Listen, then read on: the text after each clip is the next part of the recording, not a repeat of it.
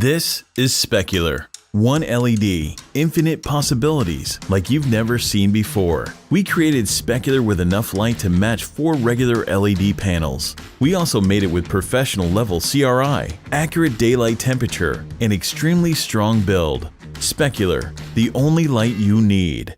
All right, everybody, I hope you are super excited for another awesome presentation. And this is our first time where we're doing an all-director Cine Summit, and I'm so excited to have on with us today Matthew Jenkins. Matthew, welcome aboard, my man.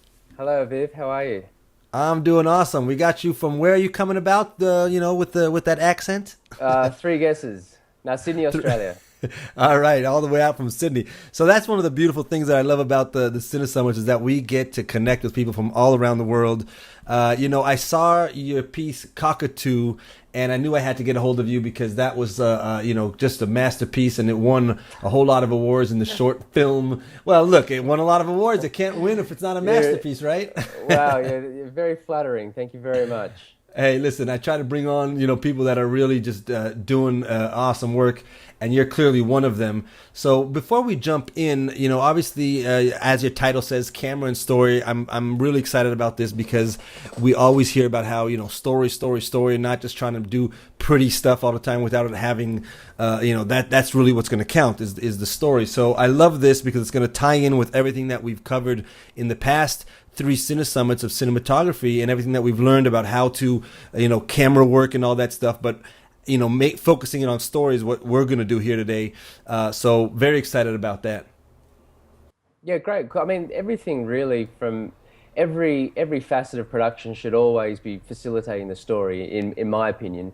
It doesn't matter if you're in art department or a DOP or director, you're always trying to tell the best possible story.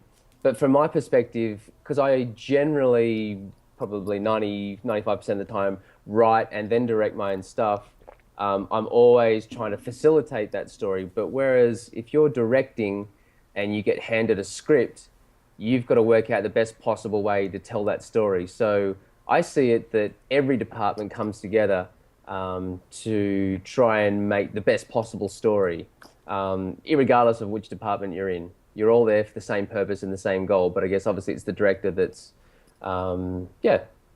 pointing in the right direction, so we're on the same journey, I suppose. Is that the right word I'm using? Yeah, I love it. I love the point. I think you summed it up really nicely. One of the things that I like about this point, which we've kind of been hearing it over and over again. So I think, thank God everybody who's been watching all the Cine Summits are starting to get it, how important it is. But a lot of people, let's be honest, we're not all doing $1 million, commercial work or a short film that we're really passionate about. Sometimes we're working with a client. We got to produce a video for them that's about their company or their product or whatnot. But there's still a story there. And absolutely, so that's good to keep this in mind, even when you're doing something about, say, a local organization that you're telling about. Absolutely. And as your job as director is to try and capture that the best way so that when the editor gets all the rushes, they can sit down together and make the best possible story. But it's really your job as director on the ground in pre-production to lay the foundation. Then when you're on set, get the best possible coverage so that you know that you've got it in the can, and so that you know that your editor's going to be able to put all the pieces together at the end, really. And one thing that I really want to kind of hone in on, and I'd like to hear your input on, is that basically even a person who's a one-man band, I mean, obviously in the name, one-man band, you are the director, whether you like it or not. Whether you're trained as a director, whether you think you're a director, you are the director. That's why I think this is going to be great, because a lot of people who are either a one-man band or just a 2 or 3 person team, and they do more like corporate kind of work or more smaller budget stuff. Yep. You have to think like a director to execute a full piece. Absolutely. We myself and my business partner, we do a lot of online content, branded content. We also try and do short films and web series and some bigger budget TVC. So yeah, we do the full gamut. Like we do really, really shoestring stuff, and we're trying to work our way up like everyone else, trying to get those bigger budgets so you can do bigger tricks. Right. I love it. So let's jump in. I think that was a great intro and why it's really really important, this topic. But I'm gonna let you take Great. it away, and I'll be with you. Beautiful, great. Well, welcome everyone, and hopefully you find this very informative. Obviously, the first image there is Mr. Stanley Kubrick. Needs very little introduction. It's a huge influence on me. So I thought he epitomized the opening shot here of camera and story. So basically, like I mentioned before, I'm looking at it more from a writer's perspective, but a director's job should always be to how am I telling the story? So knowing where to place the camera, where to put the actors, all that will come together in almost like a subliminal way, so that you're always feeding drips and drops of information. Obviously not just exposition, but everything, every little facet of where you place the camera will help tell your story. So, your art designers, what your lead characters are wearing in terms of costume, what lenses you're using on the camera, what lighting style you want your DOP to use. All those things are coming together. So subliminally and subconsciously, the audience is getting this story. So that's always, I think, a director's best job, and should always be in the back of their mind.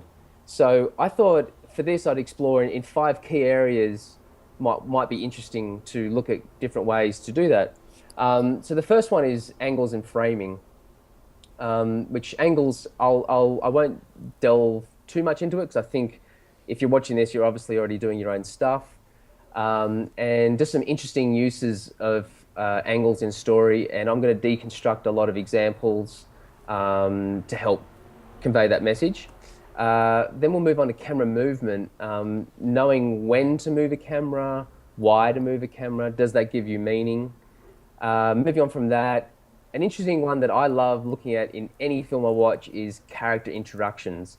How does the director first introduce a character so that you see them on screen and you go, immediately you should be able to summarize them within the first, 30 seconds, Okay. maybe more.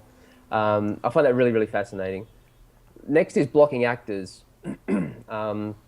which is, I won't go in terms of like how to block an actor. What I'm going to look at is a few scenes of basically people sitting and talking, and how the director got them moving. I find that those scenes really interesting, because if you're a director and you get given a piece of paper and it's just 2 people talking, how do you make that interesting?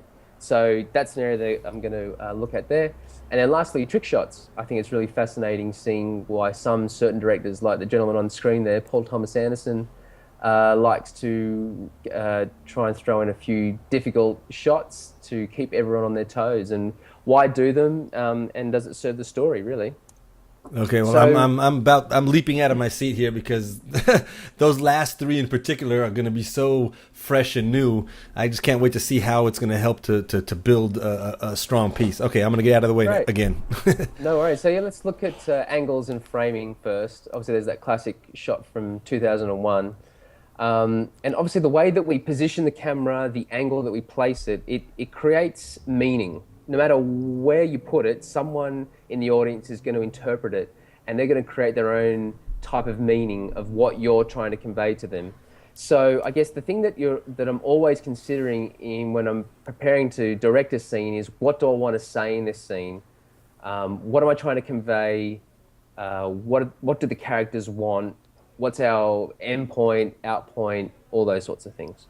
So I thought I'd just very quickly glaze over this. Obviously, everyone should have a bit of a grasp of an understanding of what the different ones are. There are some other camera angles, but I thought I'd just show you these 7, because they're the ones that I always refer to. So if I quickly say an MCU, you'll get a bit of an idea of what I'm saying. So obviously, firstly, the extreme close-up, a really, really tight shot. Moving out, the close-up, used a lot in thrillers, horrors. Moving out again to the medium close-up. There's mid-shot, which is generally from the waist up. Medium long shot, which is generally from the knees up. And then long shot from the feet up. And then lastly, very long shot. So whichever camera angle you decide to choose, you're obviously creating meaning. You're telling the audience something. So if you're going in really, really tight, you're trying to convey an intensity. And if you're going really, really far away, you're showing perhaps isolation or its insignificance. There's multiple ways to interpret a shot, but let it be known that whichever one you do decide, you are creating a meaning. Right. So what I thought is I'd show you a really simple scene.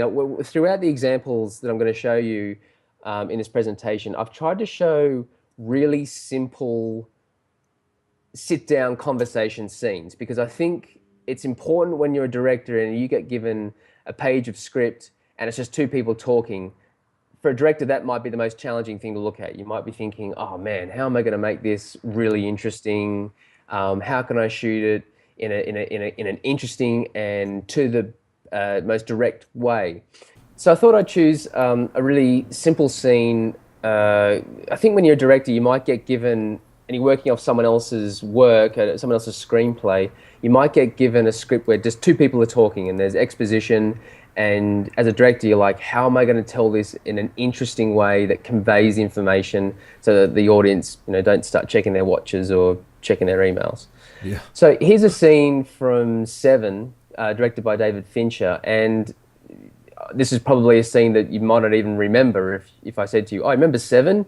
Oh yeah, do you remember that scene where they sit in the office and talk? No one remembers this scene, but I think when we watch it, and I explain how Fincher's directing it, I think it's just a really beautifully directed scene, and it's really simple. I think that's the key point here, is that it's just simple storytelling. There's nothing too extravagant about this. Okay.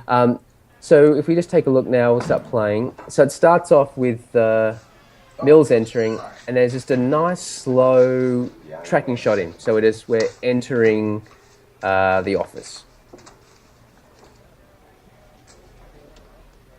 What I like here too is that it's the two shot here where both of them are in frame is just generally used for the establisher, but once we move into the scene, generally there's a divide in the scene. Like they're clean shots, which I'll get to a little bit later, the definition between clean and dirty shots. I think what's also nice here is how Mills, Brad Pitt's character, there's a lot of clutter on his desk. He's got a lot more paperwork. This is a nice little insert shot of him putting those cheetah notes in his desk drawer. And Mills is very clean, orderly, although his desk is the spare desk. But it's all pointing to the story of their characters. Mills is trying to get into it, and so here's the phone call. Phone. It's a package deal. Comes with the office.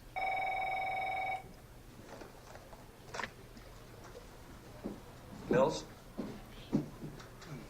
Okay, so now we move into an MCU, and as we see by the body language, Fincher's got Mills to turn away from Somerset. Obviously, it's his wife calling, so he wants to keep it a private matter. So his body language is very closed off. He wants to keep it secret. It's my wife. Sorry? She'd like to speak to you. So notice here how when Somerset takes the call, he's now standing. Mills stays seated. Well, it's nice to talk to you, too. But notice here how before, when Mills was on the phone, his body was away to the wall. He wanted it to be secret, where obviously Somerset is keeping his body language open. Yes, thank you very much. Again, they're not in the same shot. It's two singles. You see, Mills is in the middle there. The phone cord was on the left. Somerset's body was in the right of frame. So Mills is like in the middle of that conversation. And then lastly, to this wide, for this nice little bit of comedic finish to the scene. I've been invited to a late supper at your apartment. I accept. How's that? Tonight. So that's a really, really nice finish too. I'll talk a little bit later about the difference between comedy and drama. And right there, holding on that wide for that comedic effect, it really, really works. So there's an example of just a simple medium close-ups, a mid-shot, and a medium long shot to establish. There's no bells or whistles, but we get the information. We get the differences between Somerset and Mills. Somerset was standing, has more authority. Mills was seated. A little bit more closed off, his body language toward the wall. So they're all just little signs, just little insights into their character, because this is a relatively early scene in the film. And Matthew, what do you think was done there that spoke to your point of, not much is happening, but yet it stays interesting? What do you think was done there that kept it interesting? Well, I think Fincher just saw that. I think he just saw how to direct them. I think because what I loved about this film is that they do show that police work is boring. So I love that there's a few beats at the start of the film, at the start of this scene, I should say, where they're just sitting doing work, and it's boring. And Somerset's getting on with it. And Mills is, he's got a new area, so he's shuffling papers, he's moving it around, he's trying to settle himself in, as you do if you've got a new desk at a new workplace. And you want to make it your little home because you're going to be there a hell of a lot. And so I think it's just, and I like how when Somerset is standing on the phone and he's on the phone, you see the phone cord is hanging the left of frame over Mills. Mills is in the middle, and Somerset's body is on the right. So Mills is literally in between the conversation, but he's shut out of the conversation. So it's just very, very small, simple. Some people might go, look, it's just a scene, Matt, you're reading into it too much. But for me, seeing a very simple scene like this, I just think it's just nicely done. It's it's simple as that, really. So there was a lot of decisions there that David Fincher did that we might not even realize he did, like putting the phone in between them, or etc. Yeah, absolutely. And so these are all these little small subliminal messages that I think help, even if we're not even realizing it. It's only when you sit back and actually sort of critique it, when I was looking at a simple scene to look at, and I came across this scene, it wasn't only until I started to really look at it with a critical eye that I went, oh, wow, look at that. And, oh, look where he's positioned him. And so, but when you're watching it for the first time, it's all subliminal. You don't, unless you're sitting there and you like to critique films. But for me, I love to sit there and watch them, Yeah. So interesting. So I think my takeaway here, and just correct me if I'm getting it right, is that these things look like they were just all naturally just right there. That's the way it was for, just fell that way. But really, that's the director's job. It didn't happen on accident that this was here, this was there, this was there. It was all there to tell the little pieces of the story that was needed to be told. Yeah, it's all deliberate. But I mean, we could interview Fincher and he might go, "Oh, look, that was an accident." And right. Who knows? But for our purposes, if we're trying to break down, deconstruct scenes and work at how directors are putting them together, then I think this is just a nice, simple example of just an office scene that But for me, there's just tiny little touches that make it great. Right. Awesome. So moving on. I'll just skip through. There's a couple of other angles and framing that are, again, some people might look at this, you might be watching this and go, well, this is so obvious. But for some people, it may, again, be subconscious. You may not realize it. A simple thing like high angle and low angle, putting the camera physically high in the air, looking down on a character can make them look weak or small. And there's the obvious example there of Miller's crossing. And then, of course, the reverse is putting the camera low and creating dominance. So you'll see that a lot. I was just watching The Mask not that long ago by Paul Thomas Anderson, and he likes to shoot his characters just a slightly lower angle. I don't know if it's just making the movie stars look great, but there is just this little thing of just giving them a slight dominance or prominence in a scene. Yeah. And moving forward, there's heaps more different angles that we can dissect, but I thought I'd find just a few examples here that are used quite often. The first of all is the POV, the point of view. Wes Anderson loves this, and as we'll see from this example here, Wes Anderson from above, he loves just doing these shots where generally the crew, the character are either wearing the camera, or often they're just sitting or standing next to the camera, putting their arms in and doing the action. It puts you in the perspective of the character, which is great, but also I think it's just a stylistic thing. Wes Anderson, I think, likes to shoot things from generally a wide perspective. I think there's just something really beautiful about them. That's really why. I think they just seem to work for me. Whereas the Dutch tilt, Terry Gilliam uses this a lot. The Dutch tilt is where you actually put the camera off its axis, so it's not straight on. It's sort of, if you tilt your head to the left a little bit, or tilt your head to the right, and you look at it at an angle, that's what the Dutch tilt is. And looking at this scene from 12 Monkeys, generally this is shot, looks like a shot with a wide angle lens, so everything's generally in focus, but it helps create the disorientation of the scene. It also,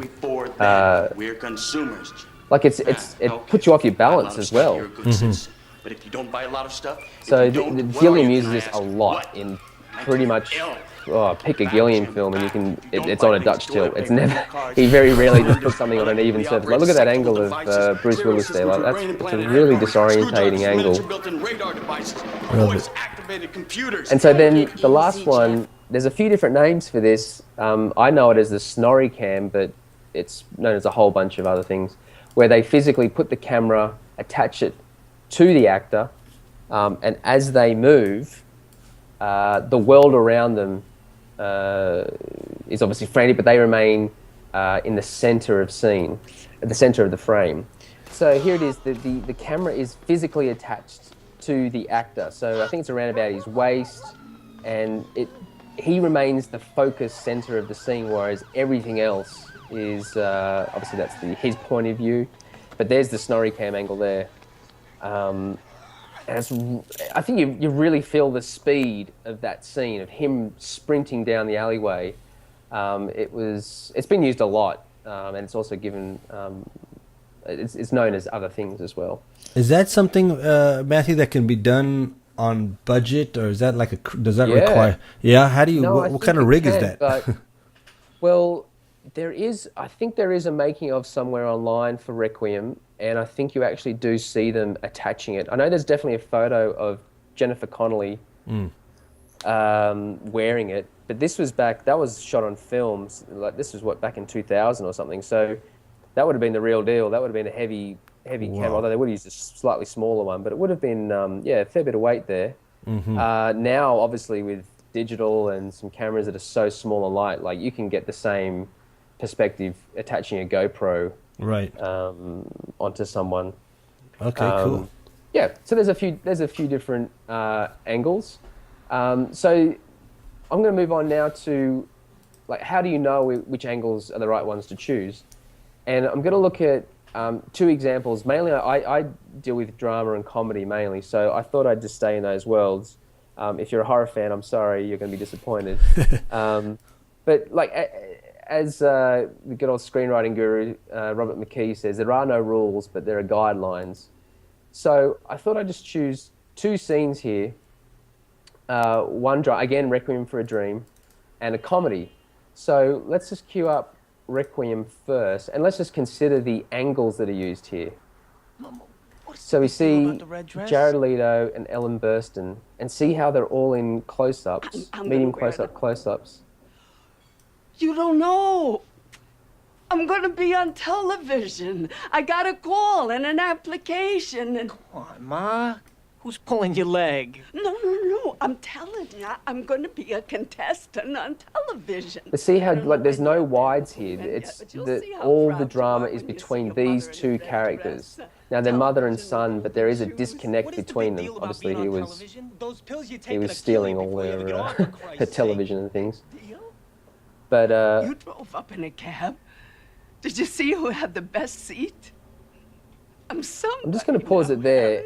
So the point is, with that scene, like, that's just a typical drama scene where we stay on a close-up, and by staying on a close-up, you're conveying every emotion within that actor's face. Like, they've got nowhere to hide. When you've got a screen, 30 foot tall, and that's a tight shot like that, you see everything of the actor's face. And so for drama, and when you want to intensify and heighten the drama, you can stay close. And by staying close, you're saying, look at this character.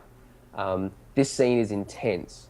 Whereas on the flip side, you look at this scene from Monty Python's Life of Brian, such a beautifully performed scene. See, by staying on a wide, see how the dialogue, it's like poetry, it's like bam, or sorry, not poetry, like a choreography. Bam, bam, bam, bam, bam. So by presenting it in a wide shot, you're allowing the audience to decide who they look at. You're not, with a drama, we were telling the audience in that previous scene of Requiem for a Dream, you're looking at Ellen now, or you're looking at Jared Leto now. Whereas in the wide shot here, the director, Terry Jones, is basically telling the audience, look where you want. It's up to you. You find the comedy. So the comedy is not necessarily who's speaking? Yeah, well, comedy is always generally the rule is it's the action, it's the person's reaction. Someone does it like look at this. Here's a perfect example. Gonna gestate. You're gonna keep it in a box. So the comedy there. See, John Cleese's line there, you know, where's the fetus going to gestate? You're going to keep it in a box. That's a funny line, but it's not funny unless you see Eric Idle's reaction, his like utter devastation, and that's the comedy. So, because you think about someone like a Jim Carrey, for example, comedy is physicality. You want to see their full body. So, generally, when you watch a comedy, they will be in long shots, medium long shots, or mid shots. Occasionally, they might do a medium close-up, depending on the scene. But generally, you want to have width to show the comedic actor, to allow them to use their body as a physicality. Whereas with drama, it's generally tight. Yeah. So, I mean, look, I've picked two very deliberately different examples there, but keep it in the back of your mind there. When you do watch comedies, they're generally wider, and when you watch dramas, they're generally tighter. Not, again, there are no rules. These are just guidelines. You can go and break all the rules. But if you're considering directing drama and you're considering directing comedy, you can get away with just sticking to a wide shot in comedy, whereas in drama, you're really, really saying something if you stick to a wide shot. Love it. So, with that in mind, we'll move on to framing. And I've got two examples here.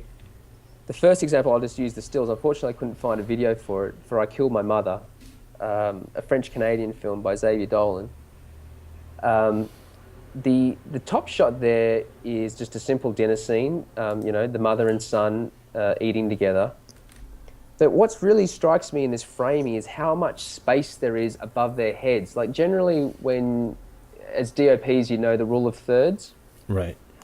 Generally often their eye line is at the top of the rule, the first third. But there's just a lot of headspace in this scene. So immediately it sets up, it's a little bit uncomfortable. That's what I get when I saw this scene for the first time.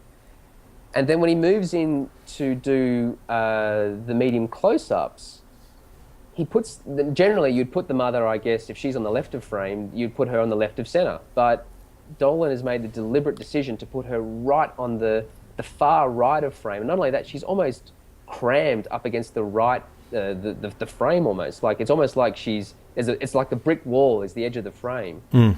And likewise, Dolan is really on the far left. So when you put them side by side, they look like they're actually sitting next to one another. But when you watch it on the screen, cutting between the two, it says a lot. To me, it says that, yes, they're mother and son, so there is a connection between them. So when you put them side by side, they're so close, yet they're also so far apart, and the communication is not between them. Obviously, generally, I should say, when you are directing a scene like this, you would just put the mother on the left of center and have her looking left to right, so she's talking to her son. But here he's making a real statement that there's a blockage between them, that the communication is just not flowing, and it disturbs the scene. And so it really stands out for me. Likewise, looking at Manhattan, this is Woody Allen and Diane Keaton sitting there admiring the city. Now this scene is all about his love for Manhattan. As simple as that. But look how small they are in the frame. I mean, it's a very iconic shot, but it's all about Manhattan. The location is the character in this scene. Wow. And Alan just holds on this shot. I mean, why not hold on this shot? It's such a beautifully lit shot. I think this is very, very, very early morning. I think they shot this before sunrise from memory. I wasn't there, obviously, but from memory when I heard a podcast about it. But immediately there, you're saying something about these characters. They're really small and insignificant. The scene here is all about this town. I mean, the film's called Manhattan. So I guess what I'm saying here with the framing, and look, they're at the far right of frame, the bottom corner of frame as well. If you did the rule of nines, divide the screen into 9 squares, they're at the bottom right there. So you got to go searching for them. What Alan is saying in this scene for me is that the emphasis here is on the beautiful city of Manhattan and them looking at this beautiful scene. So consider those things when you're framing. Consider where they are in the frame. Consider the composition of the frame, because it does say a lot. Right, and what's the main message you're trying to make at that point in your story? And again, like you're saying, it's about the city, so right. Focus on the city. Exactly right. But then if we go back to that 7 scene, often just keeping it simple is the best way. You don't have to necessarily go that. Or another scene that Fincher directed off the top of my head is The Social Network. Mm-hmm. And if you recall the opening 7 minutes of that film, it's just Mark Zuckerberg and his girlfriend talking in a bar. Now, from memory, I think there's just 4 shots in that scene. It's just a wide shot, a 2 shot, and then 2 singles. Mm-hmm. That's all that scene is. It's so simple, but the thing is, when you've got a scene like that that's so well written, so well performed, you don't have to... Don't distract from it. That's the perfect word. Why distract? Just let it, present it in front of you.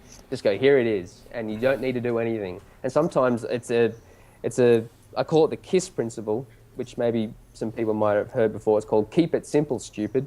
Right. And sometimes that's just the best policy, is just keep it simple. Don't interfere. A little bit on an adjacent. I heard Larry David speak about his Curb Your Enthusiasm when he said on an interview that he gets all these comedians and actors, and they asked him if he's ever had any problems with certain people not being able to execute, right? So like, let's say if you get somebody famous and you get him in and now they're trying to really show their potential. So sometimes he has to tell them, this is what he said in an interview, the scene is funny. That's the idea here is funny.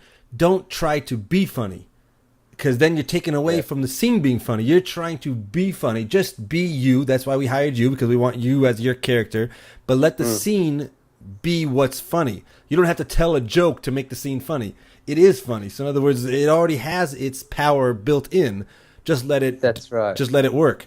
Yeah, I agree. And if you think, sometimes directors, I think you can tell when directors are struggling, or if they see the scene as a bit boring, that's when you might find camera movements or angles that are a bit left of center or a bit different, because, I mean, look, it could have been their intention, but sometimes I read that as they really saw this scene, and if it's a nothing scene, they might see it as like, this is, what am I going to do here? I need to make it. I mean, film's a visual medium. I've got to do something with this camera. I can't just sit here and put it on a wide. So I'll... For me, the one that I don't like is the circling someone. Right. You get a 360-degree track and you just sit there and circle. Yeah. Generally, you're sort of showing off and going, look, me and the DOP, we hid all the lights and we hid the crew and look what we did. But really, it's like... And look at our Steadicam up that we got going here. Yeah, but if you look at the scene, you might be like, it's a bit of a boring scene. I think that's why you shot it that way. But look, I mean, you can pull apart any scene. Film's subjective, so you can argue it any way you wish. Yeah. But moving on, I thought we'd look at some expressions you might have heard is clean or dirty, a clean shot or a dirty shot, and that's no sexual innuendo there at all. A clean shot is simply where there's just an actor in the frame and no other actors. So it can often be used to create intensity, defensiveness, or perhaps a disconnect from the opposing character.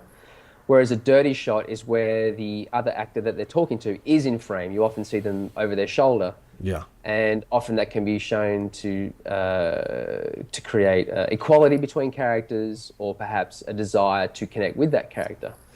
So I found this great scene from the Coen brothers, from Fargo.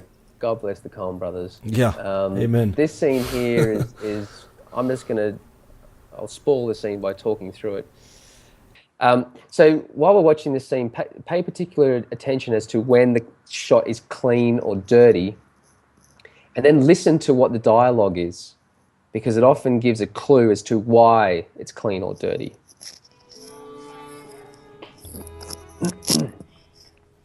So here it's a clean shot. Lundegaard, sorry to bother you again. So there's an introduction. No, He's a bit defensive. Obviously, he's seen a cop. He's a bit. I understand. It's gonna be immediately defensive.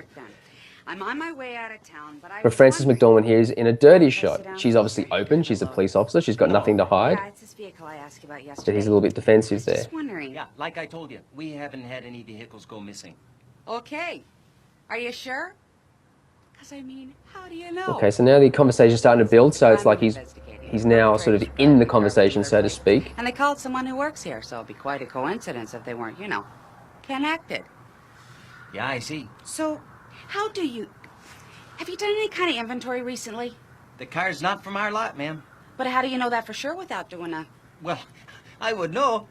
I'm the executive sales manager. Yeah, but I understand. We run a pretty tight ship. See, his tone there isn't, but see, we've moved into a clean shot here of Frances. She's now pushing forward. She's now... Ma'am? And here we go. There's I the answered your instant question. reaction from William H. Macy there. Very defensive, bit more anger. I'm sorry, sir. Ma'am, I answered your question. I answered the darn... I'm cooperating here. And there's no... See, now we've gone out. There's a little bit of a breath Sir, there for her I have character. no call to get snippy with me. I'm just doing my job here. She's trying not to push the scenario anymore, but yet he's still defensive. So notice how it goes from clean to dirty. This is obviously an editor's choice, and this is how and obviously the Coen brothers edit their own stuff as well. But now she's Sir, standing. So this is another thing can I about talk to blocking Mr. actors. Gustafson? She's standing she wants to see the manager, so she's getting the ball rolling. If she stands, she's showing that she doesn't want to mess around. So now there's that dominance. Well, Him looking up to if you her, wanna- her looking down. If you want to play games here, I'm working with you on this thing here, but See, and he's still Okay. defensive. I'll do a damn lot count. Sir, right now? Yeah, right now. You're darn tootin'. So Yeah, darn damn tooty. important Love to it. you.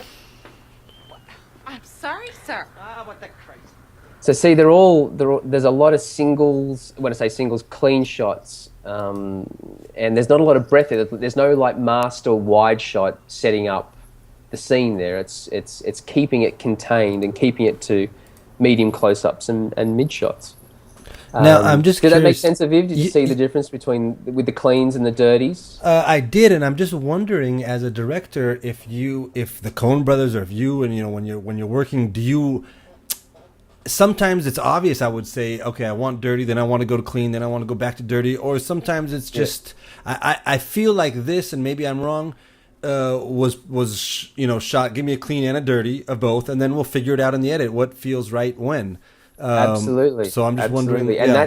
that is definitely the job of the director is get all the coverage that you think you're going to need. Mm-hmm. So you don't so me, as somebody who's about to work on my next project, I don't have to feel bad that I don't know on this conversation, when I want to use a dirty and when I want to use a clean. Absolutely. Just fake it till you make it. Just keep a brave face and go, oh yeah, no, I want both. I'm going to be using both. Right, Internally, you could be there going, shit, I don't know how I'm going to cut this scene. But But got it.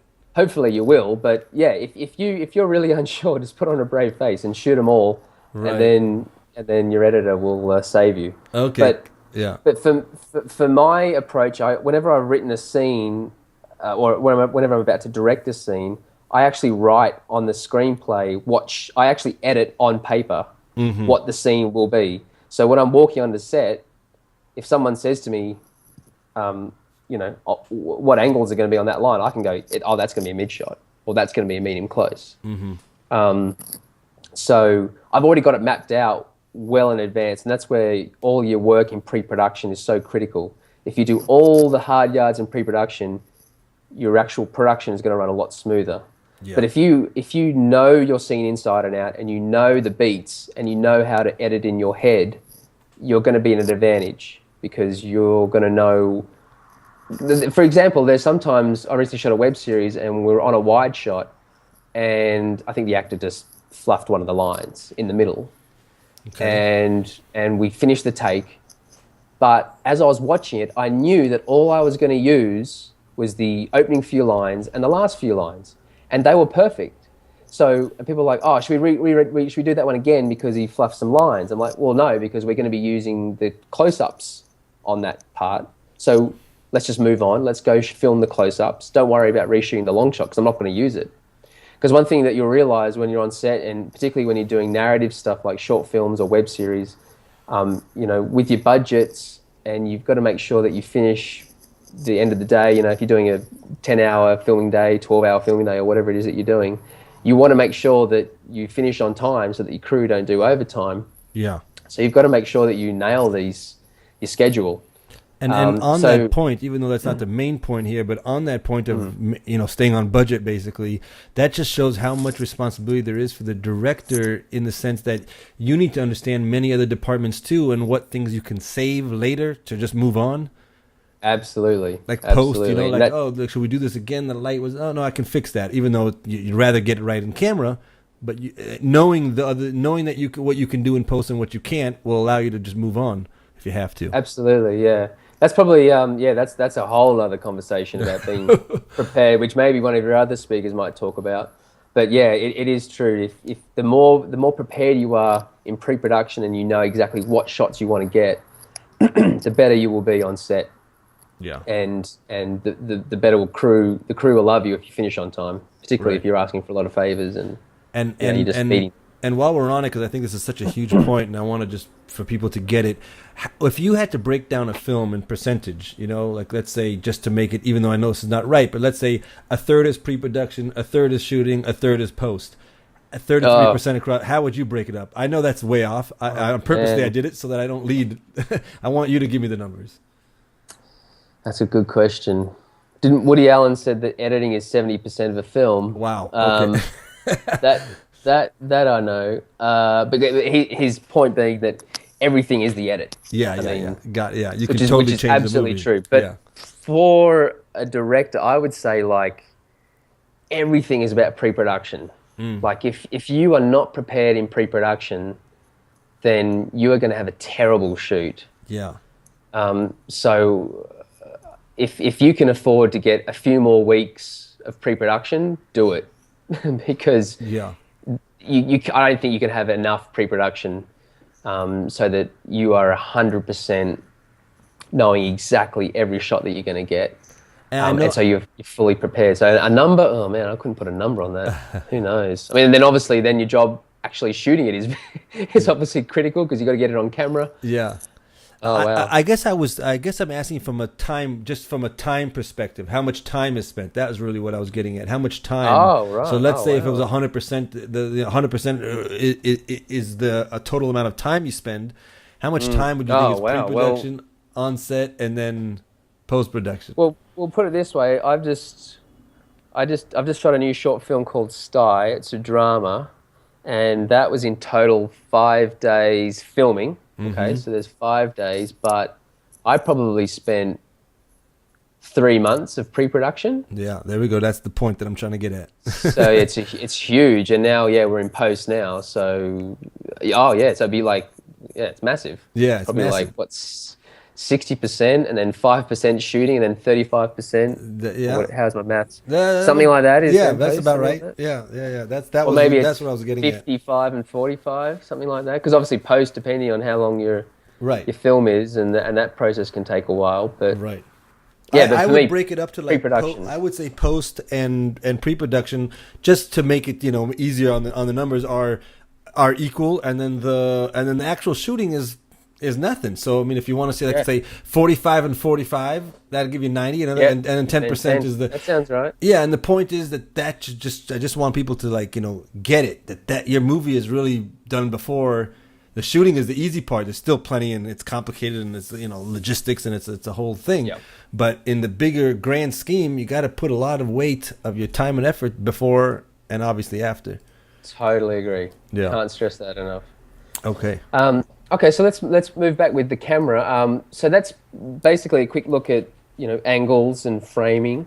Now I thought we should look at some examples where they actually physically move the camera, and why move it, and when is the best time to move it. Okay. So there's a few different examples. So I've got 6 different examples, which I'll quickly run through. The first is the pan. Now this is a little bit of a different example from Paul Thomas Anderson. This is a 360-degree pan of, I only know him as Dirk Diggler. What's his real name in this film? I've forgotten the character's name. Like Wahlberg. But we see it's a full 360-degree view of his room, and by doing this shot, this is where the art department has to step up, because we're looking at every single aspect here, which is giving us loads and loads of information. There you go, there's the groin shots, that's a lot of information. The type of cars that he likes, the type of girls. So obviously, he's a young guy, he's got lots of posters on the wall. There's music that gives an indication of his influences, Pacino and Serpico. So this pan is just really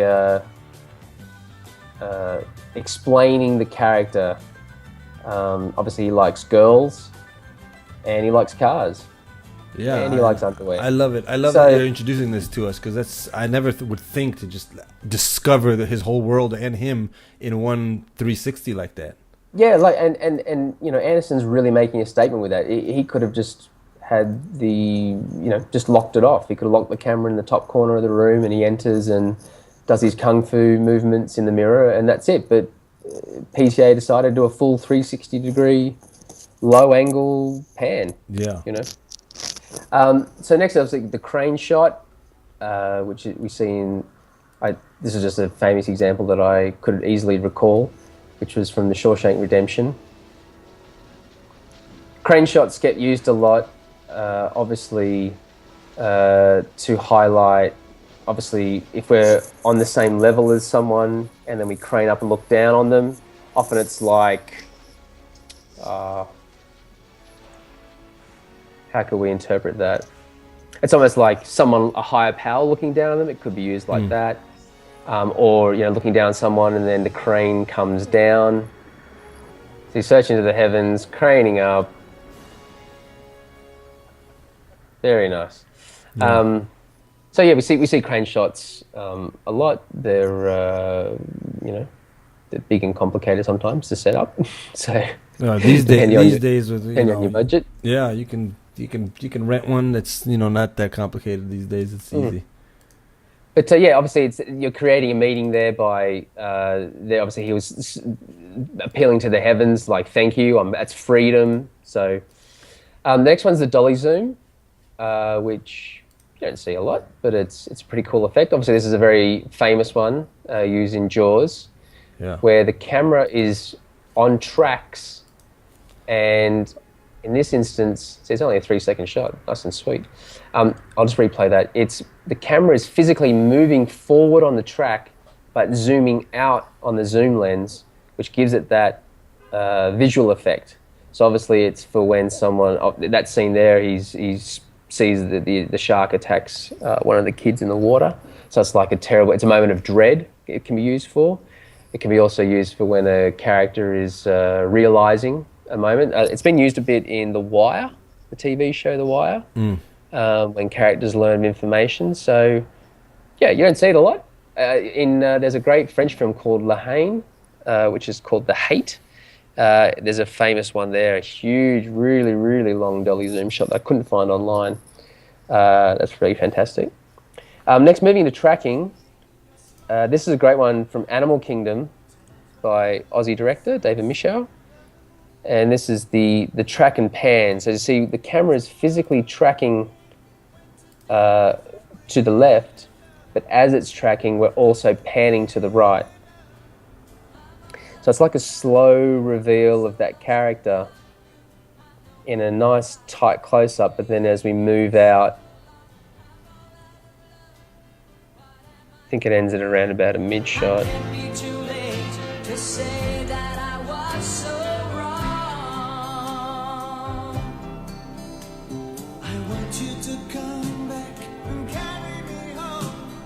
That's cool, Sean. Beautiful, and then then this reveal here, There's the girl asleep on the couch over there. And look at this look that Mendelsohn... Oh, man, what's he going to do to her? Have you seen this, Aviv? No. Oh, it's a good film. Okay. But, like, how put on my creepy list. was that? Like, Yeah, that is yeah. just amazing. Do you feel that So, added yeah, to the it's just an- creepiness, that move? Oh, yeah. Just that track and pan. Like, it's just a slow reveal of this character. Like, you know, we don't really see his face at the start. And then Right. we slowly, as we're tracking out and panning around, it's this slow reveal, darkly lit. God, Mendelsohn is such a great actor. Yeah. And then, of course, there's the tracking, which I use an example. I mean, you could pick any Wes Anderson film, but I thought let's go with Grand Budapest. Paul Thomas Anderson also. Oh, there's a tilt. We haven't talked about tilts. There you go. Wes Anderson uses tilts. So the camera literally tilts up or down on the verticals. Perhaps, yes. Thank you, Mr. Mosher. You're most welcome, Monsieur Gustave. Another tilt. You're now going to be officially interviewed. Should I go and light the candle first, sir? What? No. And so here's the tracking. So we're moving from left to right as the characters talk. Mop and broom for 3 months. Before that, I was a skillet scrubber. Experience zero. Thank you again, Monsieur Gustave. Straighten that cap, Anatole. Fun fact, if you watch this scene These are not acceptable. and think about the layout of the hotel lobby, I think they're just walking around in a circle. If you watch this in your own time, I'm just trying to work out the logistics because they're all on the bottom floor And they keep going straight. and they keep going straight. But see, isn't that the trickery of filmmaking? Like, anyway, that's a little. I digress. Sorry, I do that from time to time. It's all right. It definitely made it feel like that, like there was a never-ending. It was just a never-ending tracking shot. Yeah, it's just one long. But when you look at it, you can definitely see the wall in the background, and you can in each of the shots, so you know it's not that long. But anyway, Yeah. there you go. Nice. And lastly, just a tracking, a push-in shot. This is just at the start. Obviously, there will be blood. As you can see, I use a lot of Paul Thomas Anderson references. But see, there's this really slow, gentle camera on the tracks, tracking in as we move in on this scene. So we're starting from very, very wide, and we slowly move in. As we're slowly encroaching in on the scene. Yeah. And if the performances are wonderful, you probably may have watched that scene. I'll just pause it there, it's finished. You may have even watched that scene and you don't even realise that the camera's moving. That is, I think, every director's goal, is that you shouldn't even, obviously unless it's a really deliberate camera movement, but the goal is that if the content is great, if the story is great, and the characters are great, and performances are wonderful, and everything from all the departments is working well, everything should be subliminal, and you might not even realise that the camera is slowly moving in. Anyway, that's a goal that I'm always considering when I'm making stuff. My biggest challenge, and maybe you could speak on this, is that, you know, doing something just because it feels good, looks good, you know, without really thinking what is it saying at that moment. So the tracking and the push in, I'm confessing my sin that I'm guilty of. I love it. I love pushing in. But is that a reason to do it? You know, we all understand it has to tell something. So yeah, it's kind of like you have to, I don't know, dissect to see, do you need it? Absolutely. And also, yeah, it's also that decision of when's the right time, which, you know, at the end of the day, it's only you can make that call. You're the director. If that's the way you wanted to direct it, then that's the way you wanted to present it. Would you agree, Matthew, that sometimes it's just you can't even explain it? I just like it. I just absolutely. feel it, right? You don't have to be able to. Do you need to, as a director, be able to say, "Oh, well, really, what's going on here in the mind, and this and that and the other"? And that's why I did that. We could, you know, like I've here got some meaning into all these different shots, but if you ask the directors themselves, they could be going, "Oh no, that's all wrong. I wanted this," you know. And this is the thing, you know. Any art form is subjective, and it's up to you what meaning you get out of it. There is no right and wrong. Because sometimes I can't explain. I just know it's. I don't want to say right, but I just know it works. I know it works. Don't ask me why. It works, and that's why I'm doing it. Exactly. Well, I mean, and we're all here for the same reason. We love the visual medium. Right. Film is a visual medium, so it should be interesting, really. It should be visually interesting. Yeah. Or else, yeah. But there are some directors there that purely just lock the camera off and present it as is, and you know, that's just their style. Yeah. Yeah. Okay. So moving on, I thought there's three different styles that often get used a lot these days, and that is the handheld versus the Steadicam versus a locked off scene. And I thought these were interesting to compare. Obviously, handheld and Steadicam are a similar thing. The camera is always moving, but handheld, I used the clip from Saving Private Ryan, storming the beach. I'll cue that up. Obviously, it stems from realism, obviously, and documentary filmmaking. So you're trying to say to the audience, like, imagine being there. I want to portray an incredible amount of realism. So everything needs to be, I guess, natural. I remember when this film first came out, man, did this opening sequence get talked about when everyone left the cinema. Clear the room! 30 seconds! Got me with you! Forward side stick, starboard side stick. Move fast and clear those murder holes. Want to see plenty of beef between men. 5 men is a juicy opportunity. I want to say it's this way because they're on a boat, but I guess the camera could be. Well, yeah, that's a good point. Absolutely, because they're on a boat. But then, as we'll see, it continues as there's a lot of point of view, and I think Spielberg's trying to create that sense of you're in their shoes, you're there with them, going through these. And look how tight it is. There's no wide shots. If this was a Michael Bay film, there would have been a freaking helicopter shot establishing, the 100 Fleet. Sure. Coming in, it would have been this hugely expensive. But look at it; it's all tight. You don't even see the bullets. You don't see the enemy. It's all tight and intense. Yeah. Which is what these guys would have experienced. Like, they didn't see what they were going into. And then look, there's your first wide shot. Is the enemy firing off all those bullets? Right. But you can see the frenetic pace that a handheld camera can provide. It obviously gives you the freedom too to get through some scenes quicker. Yeah, I'll pause that there. So yeah, obviously, with handheld, you're really saying that you're aiming for some realism, or you're aiming for you want to put the audience in the situation. So we see it heaps and heaps. Well, I do anyway when I watch a lot of stuff. Sometimes it's just for budgetary reasons. Sometimes people just want to use handheld because it's easier. But I think it really does help provide a sense of you being in the moment with the character. Right. Whereas Steadicam, oh yeah, I was gonna say on doing it for budget reasons. Sometimes you got to be careful. I'm sure you would agree that, in other words, that's what you need to do, but it could be way off in the feel that you want. You might want that really controlled, on tracks kind of a feel. Definitely, but then that's where your decision comes in during pre-production. Yeah. So obviously, with the Steadicam shot, it's really smooth. Yes, it's like handheld where it's constantly moving. You've got the camera operator's got mobility to quick pans, quick tilts. But the difference there is that you're portraying something that's really smooth, and Steadicam operating is an art. It is a real art in itself. And if that example, the 6-minute take that I think when it got aired the first time, and then, oh man, that popped up in my social media feed so many times. Everyone was in love with this sequence. But it's in a lot of stuff. I mean, if you think about the beginning of Boogie Nights, there's a great Steadicam shot there. It just provides a bit more elegance, I think.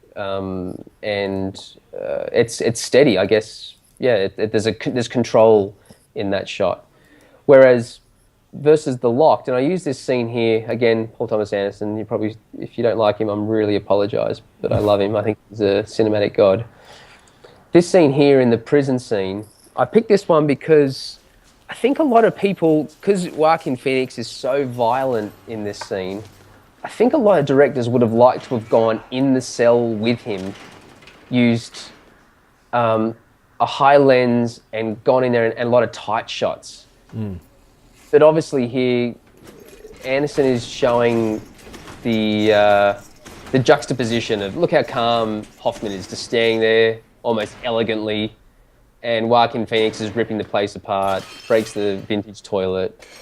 I think a lot of directors would have gone in there with him to show his rage, but Anderson just uses restraint. He just locks off the shot and just presents it.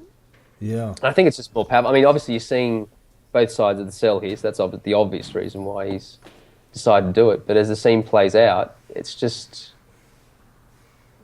more interesting, I find. I would say I would revert back to what I was saying about on the comedy aspect of what Larry David was saying. You don't need to add anything here. This is it's what the scene is saying it on its own, and then his acting is even more so executing it. So just let it be. Yeah, and so even with their yelling and carrying, all the emotion is there. You don't need to go in. You can just stay wide and present it. And I wouldn't have been able to show restraint, that's for sure. I love my close-ups. I would have wanted to see his mouth foaming. I would have wanted to see his foot kicking. Yeah, that great. thing. Well, see, that's great, but that's your style, and that's what you would have gone. See, this is just showing what different directors do, but whichever choice you go for, just back yourself and go for it. Really own it. Yeah, own it. But there's three, I guess, ideals. Like, do you want it just be handheld and put, I guess, dynamism in the frame where it's always moving? It creates a frantic pace. Steadicam, again, it's always moving, but it's a little bit more controlled, so it's almost like a dance. It's a real choreography to get that. And locked, where you're just literally sitting back, you're locking off the camera, and you're presenting, and it's just letting the audience decide where, like with that comedy scene earlier with Monty Python. In that scene there with the master, Anderson's letting you decide. Do you want to look at Hoffman or do you want to look at Phoenix? It's up to you. He's not telling you. That's awesome. Yeah, I love that. In a sense, that's like really making the movie even more entertaining because you're giving them more than one option. Well, I guess so, yeah. But who knows if we went in for tight shots, and that scene could have worked as well. But yeah, I like it the way it is. Again, it's just each to their own. Right. But it would change the whole feel. Absolutely. It'd be like a caged animal if you were tight with him, and like you say, get him to spit and yeah. But again, it just shows a different thing. How your shot selections can really change a scene. Right, and this is the part that I'm trying to really master from the directing standpoint, is that if you decided to shoot it with more, cutaways and the close-ups and things like that, that's going to give a completely different feel. I almost feel like that's where the director's skill really comes in, knowing before it's done what that final feel is going to be, and so that you can decide which one to go for. But that's very hard for me personally. I can't really know what it's going to feel like until I see it cut together. Right. But okay. Is that like a skill that a director must develop? Like, you need to know you're going to do ABC. This is the final feel you're going to get. Maybe. I think, like for me, I only know how I direct, and I can only go into a scene knowing how it's already going to finish. But the thing is, when I get in the edit room, it does change. So I go in with an intention of, this is going to be a wide, and then that's going to be a close-up. And yes, it does sometimes change, but sometimes it's just as I imagined in my head. So right. I guess you got to have that flexibility. You can't be rigid and go, oh no, that line has to be a long shot. Something may happen, and you may not, it may not work in the edit suite. So you got to have flexibility. But I like thinking ahead and thinking about what the edit's going to be like already, so that way I feel like I'm more prepared that way. But but sometimes it's just best just to shoot a whole bunch of stuff, and then you work it out in the edit suite. So I don't have to beat myself up for not being a prophet. Not at all. But also, it's all about just shooting and learning. Like the more you shoot, the more you create, the more you'll learn. And so you'll soon, and just like I'm doing right now, like I'm learning and working out new ways and new methods so that hopefully you're improving. Yeah, love it. I'm glad you mentioned that. That's a big part of it all. So moving next is character introductions, and I apologize again, it's another Paul Thomas Anderson reference. That's Joaquin Phoenix from The Master. I find this really, really interesting, how a director presents and introduces a character on screen. I find fascinating. Okay. So I've actually got a bit of a sales background. So once upon a time I was a salesman, and I could approach someone in the street and within 30 seconds or 60 seconds quickly assess them, work out what they may, like it's all guesswork, but you certainly build up a skill where you can quickly spot someone, and that was how you approached. So what you said, the questions you asked would be based on what they wore or how they did their hair or the way they did their body language. So I quickly got a snapshot of someone and went, right, I need to ask these sorts of questions and avoid that question and do this. So I'm really interested in how directors first show characters. Mm-hmm. And in that scene, that screenshot there of The Master, that's how Joaquin Phoenix is first presented. Now, for me, that says quite a bit. You know, obviously he's a soldier of some kind, but look how his face is disguised. Right. Like you only see his eyes. So has he got secrets? Is he hiding something? He's squinting. Obviously, it's glary, but he could be in trouble or pensive. I don't know, but it creates something where you're immediately getting a bit of a snapshot of this person. Anderson hasn't shown his full face. He's deliberately hiding something. So this is a character who's got secrets or is hidden. So I find this really fascinating. So I thought I could talk about a short film that I made, not purely to put it next to the same breath as Paul Thomas Anderson, but why not? Because I made it, so I know what I'm doing. Yeah, right. I know what I tried to do here. Okay. So I thought I'll play here. So I thought I'd just look at the character of Michael, played by Alan Dukes, and I can talk to you about the reasons why I set it up. So it's all tight to start off with. I didn't want to reveal his identity immediately, and there's like a knife, which I guess is putting off a little bit of a false sense. It's like, who is this guy? But the first shot is a medium close-up, and then we see him. And then this shot here, the long shot, he's very isolated, which I thought is very indicative of his of his character. I'd like to order a girl, a redhead. And then lastly, another tight shot. So I'll just pause on the title there. So I guess what I wanted to show is sort of how isolated and a little bit OCD he is. Like he's just sitting down about to cut an apple with his knife. But, you know, he's got this little routine. He lays down a napkin and he's got a glass of water and he lays the knife down in a certain way. And what a crazy knife it is. Yeah, it's an old hunter's knife or something. And so, yeah, we gave him a backstory that he was like, in his youth, he was a traveler. And so that's why there's a few, like, in the title there of Cockatoo, there's a few, like, little artifacts from around the world that's a little bit odd. So we gave this character a little bit of a backstory with the art department. But it's using that shot, the long shot. And just for those who don't know, you wrote and shot this thing. You wrote and directed it. You didn't shoot it as well, right? You had a DP. No, I had it. Wrote and directed it, and it's just did crazy well. I definitely recommend you guys check it out. Oh, thank you. Yeah. So that shot in between the door frame, I should say. Mm-hmm. And we deliberately didn't put him in the center of frame. He's a little bit hidden. So that's what I was aiming for. I mean, you might watch and go, oh, that's nothing special. But, he's looking at the photo of the girl, so he's sort of pining over a girl, and then he orders a girl to come and look like her to reenact moments from his failed relationship. So that's how I attempted to set up the character of Michael, that he's this lonely guy, a little bit OCD. Everything's pretty clean, like that table's clean, the furniture's pretty clean. So I wanted to sort of give you within the first 30 to 40 seconds just a little bit of an idea. I'm not saying you have to reveal everything. Obviously, that's difficult. You want to show your character's journey, and you want to give them bits and pieces of information. But anyway, that's how I set him up. So moving on to say another example. Let's look at Whiplash.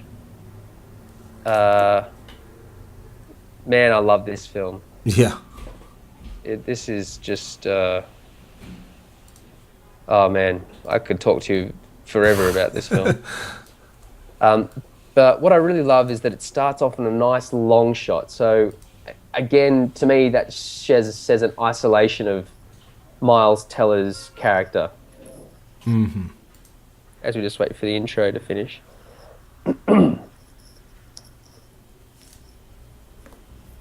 That's interesting that you say that, because it just goes to show you how a lot of these things do what they're supposed to do, but subliminally. Because I think we all get that. Like, again, like when you're watching it for the first time, you don't go, "Oh, look, he's really all alone." I mean, maybe you do, but I kind of do sometimes. But yeah, look, like he's really isolated like that. There's a lot of green in the light. Right. For me, I mean, reading into this now, green to me reads envy, but that's just me. And then we slowly approach him as he does this drum solo, which, as we soon realise, is actually, you could interpret that as the POV of Simmons, his character, approaching him. Mm-hmm. Notice also he's wearing white.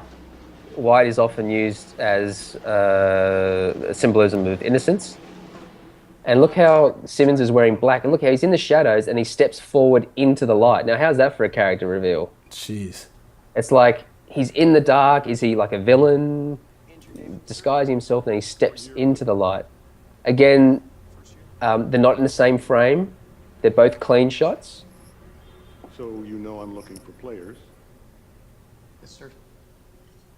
Then why did you stop playing?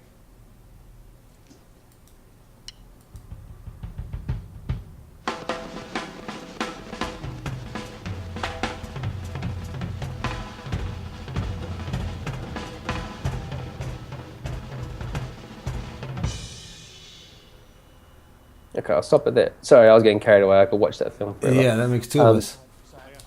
That film has got the best third act of modern memory that I can think of. That last act is just incredible. But, sorry, I digress. Yeah. I would ask you to go into it, but I know it's going to be a whole other topic. Yeah, I could just talk forever about that last act. So we see, so we've established the characters there. Two completely different styles to establish a character. We had a really long shot that slowly moved in on the character. And then we had I think it was like a mid shot on Simmons in the dark, steps forward, and then the literal, he's dressed in black, so he's going to be the antagonist, and our protagonist is dressed in white t-shirt. So that's amazing. Innocence. The one with him stepping out of the dark into the light. I mean, it's just really that's it. You just know that you're scared of him. yeah, and that's the DOP. I would say that's him stepping up and going, "This is what I'm thinking," and the director probably would have got a hard on. I would have if he mentioned that to me. So, and then lastly, I thought I might have to skip through this because this is quite a long intro. Again, Paul Thomas Anderson, Magnolia. The interesting thing for me, I might just briefly describe it, and then you can maybe see it in your own time if you're interested. Okay. But it's to watch the first couple of character interactions. Sorry, I'm getting a bit of a sore throat here. Is how each of the characters are first presented on screen, and generally it's like a steady cam shot with a slight zoom as well. Mm-hmm. Anderson used it a lot in his early films like Boogie Nights and Magnolia. But see, so here's Tom Cruise, camera surges forward onto him. And as you keep watching, each character, the camera surges forward onto them. So if I scroll forward, let's pick, I've forgotten this actress's name in the bar. The camera surges onto her, and then and she's in the apartment, the camera surges onto her and past her. And often the characters are walking from left to right of frame. Camera surges past, and they go left to right of frame. The camera surges past as she's having sex in the bedroom. when Johnny Gator. So he's using this very Jimmy Gator. similar technique for every one of them. Yeah, so each of the characters are introduced this way. So they're having sex, the camera moves in on the character. Camera moves in on the photo frame. The camera moves past them, they go left, right. So as we go through each character, there's a lot of pace here with, I think it's Stanley, the character here, who's the child genius. And again, when he gets into the car. Right. So he gets in the car, the camera surges forward onto the car. So because it's multi-character, there's lots and lots of characters introduced. There's Donnie, the older whiz kid, so the camera's moving in on the TV. What I'll do is I'll skip right forward. It does this for all the characters except for one. And that is when we get to around about here on the video, about 4 minutes 37, John C. Reilly. He is just locked off. That's it. There's no camera surge on John C. Reilly's character.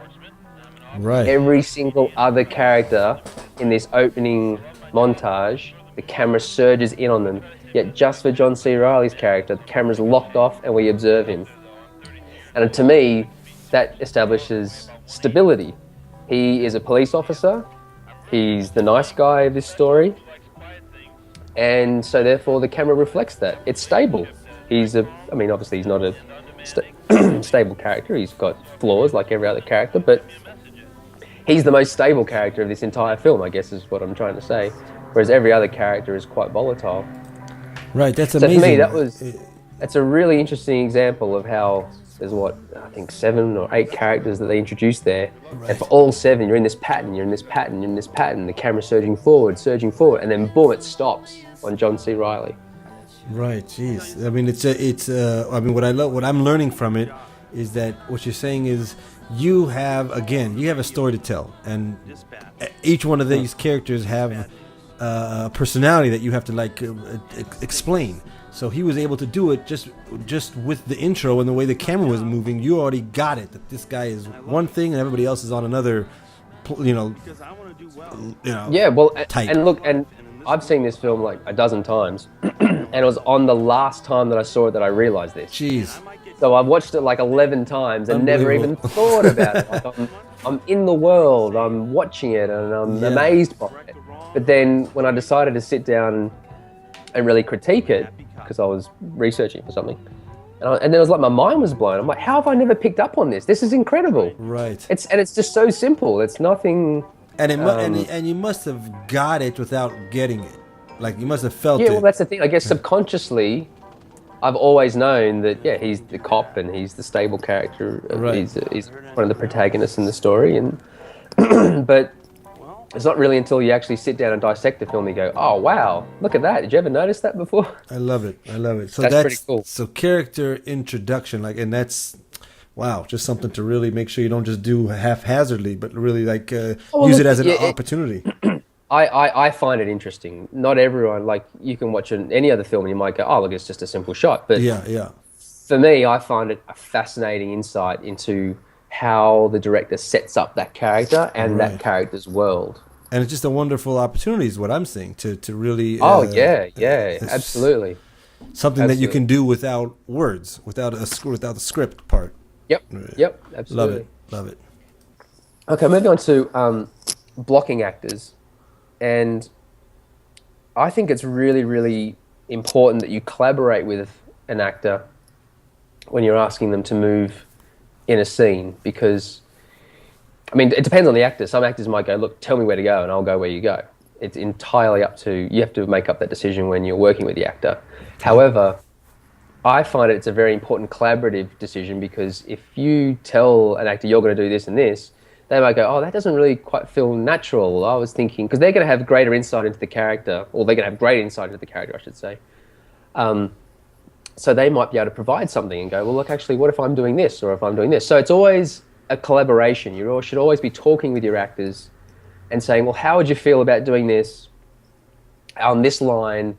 I'm thinking you should do this. And together, while the technicians are getting the lights set up and everyone's getting everything in order. That's where the time for you and the actor to sit down and go through it line by line if you want, and talk about when they move, how they move, and all that sort of thing. But I find it a really interesting collaborative endeavor, because I don't really like to just tell an actor, oh, you have to do this on that line, unless it's for a specific reason, obviously, and they have to understand that. But I find you can often put a constraint on an actor if you just tell them that they have to do that. And they're like, oh, I'm not really sure that this character would do that. Anyway, I thought, let's look at some examples. Okay. And this first one, so good, of Citizen Kane. And this is also, we'll talk about where everything's positioned in the frame as well.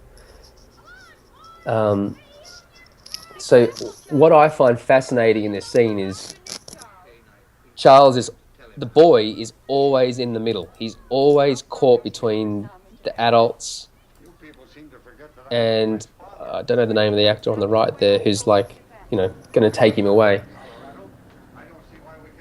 But notice how Wells puts the mother who's in control of the scene and the guy from, I'm going to call him the authoritative guy because I can't even think of his character's name, but they're seated.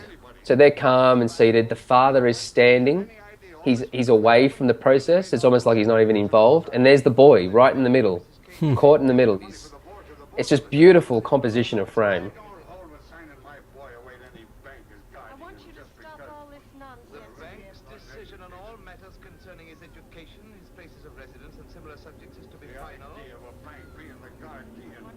And soon the father moves in.